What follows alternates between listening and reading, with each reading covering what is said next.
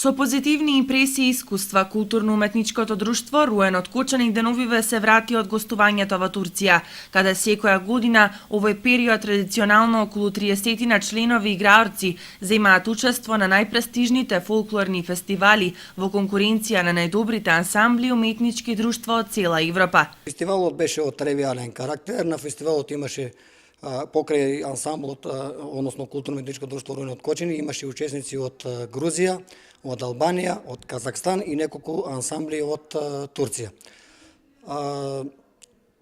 Што е многу важно за овој фестивал да се зборува, тоа што фестивалот беше посветен на детето, односно сите учесници кои што беа на овој фестивал беа учесници до 14 години.